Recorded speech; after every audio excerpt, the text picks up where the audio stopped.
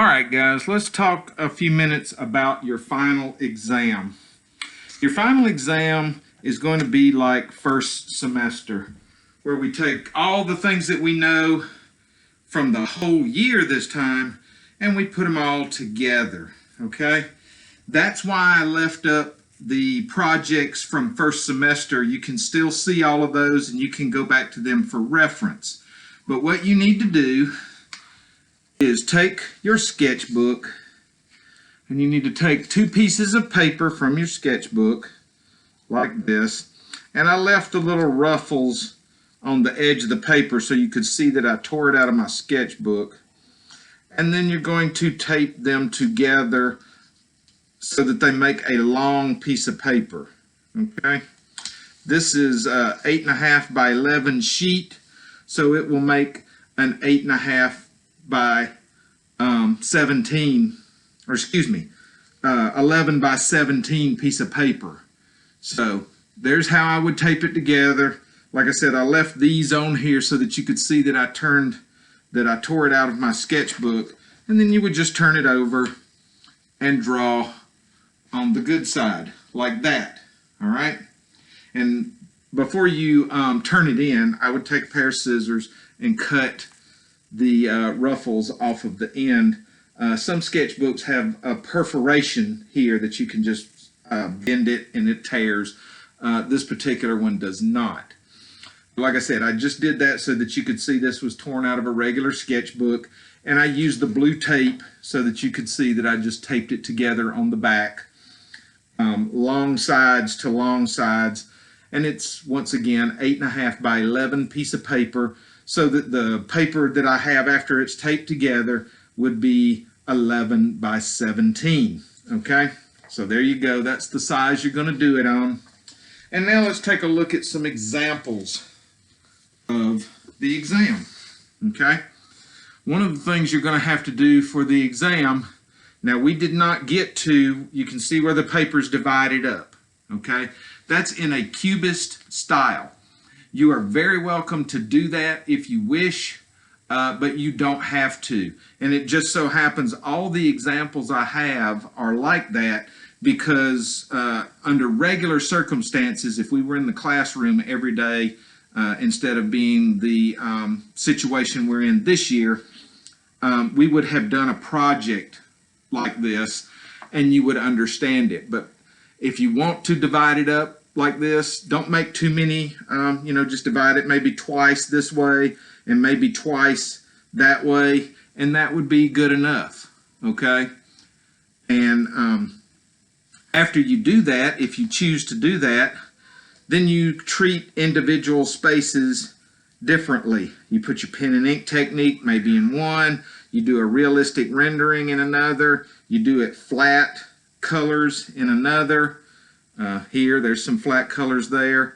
But all in all, you have to have two color schemes. This one happens to be monochromatic red and triad, the orange, violet, green triad. And you have to use two pen and ink techniques that we have used. This person actually chose to do 3 techniques, but you only have to use 2. This person used hatching and cross hatching, vertical line, and stippling. And like I said, you just have to use 2 pen and ink techniques, and you have to have 2 color schemes. All right, so there's one example of the final. And I apologize because this one's vertical and I tried to get as close as I could, so you may not be able to see the whole drawing. Okay, there you go. This one, they use stippling and vertical line. The vertical line is down here. The stippling is in the other places. Let's see what color scheme they used. Yeah, they were supposed to write it on the back, and they did not. So that cost them a few points, okay, as far as that goes. When you turn these in, you'll have to tell me the pen and ink techniques that you used, and you'll have to tell me the color schemes that you use. Once again, 2 color schemes and 2 pen and ink techniques is what you need to have. All right, here's a still life that somebody did that's very nice.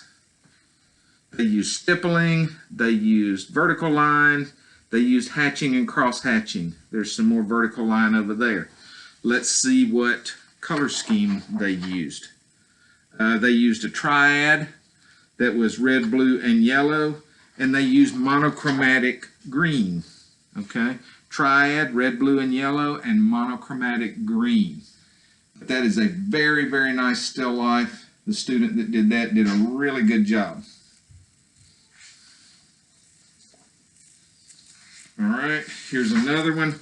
This person, like the other one just a minute ago, used photographs from a magazine, like the African girl with the elephant and the giraffe and the continent of Africa in there. They used photographs. This person used photographs as well. Okay. The pen and ink techniques are stippling and hatching and cross hatching.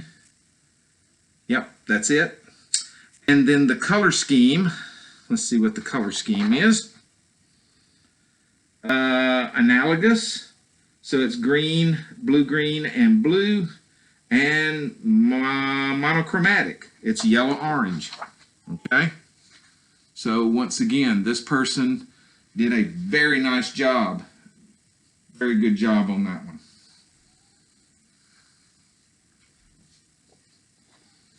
Here's another still life that somebody did. Once again, very good job on this one. Let's see if I can get it centered up a little better. There we go.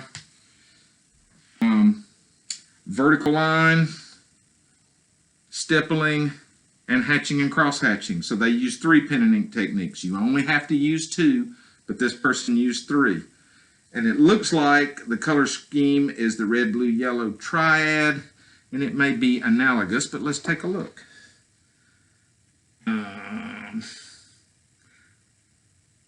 Monochromatic blue and analogous yellow, analogous comp, excuse me, yellow, red, violet,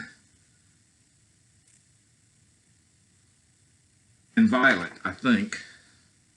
I'd have to look that up on the color wheel to see if that was a valid color scheme, because I think they're missing a color. Okay? I think they missed a color on that one. But all in all, very good job. They would only lose a couple of points on the color scheme. Very nice by this person. And as I said before, this one's also vertical, so I don't know how much of the whole thing I'm going to get in. Won't be as much as I would like. Yeah. See, that comes all the way down up to there, like that. And then down here to there. I'm going to leave it kind of in the middle, because that's the better part, the most variety that's going on. This person used vertical line and stippling, and that's all they used. And then the color scheme, let's see what the color scheme is. The color scheme is analogous, which is yellow, yellow, green, and green. And the other color scheme is split complement, which is orange, blue, violet, and blue, green. Okay. So there's that one.